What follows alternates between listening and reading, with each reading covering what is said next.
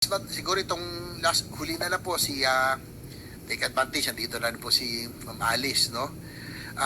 Siguro we will have an executive session probably before we wrap up, no?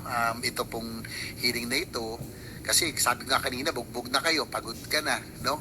Hindi ka 12 hours sa kongreso dito, ilang oras. Siyempre siguro naawa ka sa sarili mo, pero siguro dapat maawa rin tayo doon sa mga naging biktima ng Pogo. Ikaw ba ay mastermind o willing ka ba magsabi kung talaga meron nasa likuran ng whole operation na ito? Your Honor, hindi pa ako mastermind. Masasabi ko po, isa pa akong victim. Victim. So, ikaw ay biktima. O kaya, pawn. O ikaw ay ginagamit ng isang criminal syndicate, international group o crime syndicate. Your Honor, hindi naman po siya ginamit. If ever po, kung meron man po ako na itulong, ano po akong tao, helpful akong tao. Kung meron man po, yun lang po. Pero sa mga activities po na ginawa or sa mga allegations po, wala pa akong kinalaman. Kasi Madam Chair, no, siguro sabi ko lang kay Madam Alice, no, tanong ko lang kung kayo po tingin nyo sa ganitong operasyon, kayo ba ay guilty or kayo ba most guilty o tingin mo meron pang mas guilty sa inyo dito sa ganitong operasyon? Hindi po ako guilty po. So, hindi kayo most guilty. Meron pang mas guilty. Kumbaga may mastermind pa talaga. Sige po.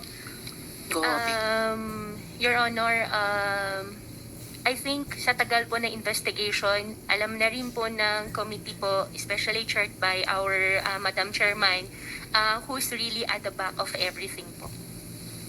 Kaya ako natanong kasi baka sa executive session sana sa huli ay may pagkakataon pa kayong sabihin kung sino man yung talagang nasa likuran. Kasi nga, kung sabi mo ikaw ay biktima, maawa din tayo sa mga naging biktima ng Pogo, di ba?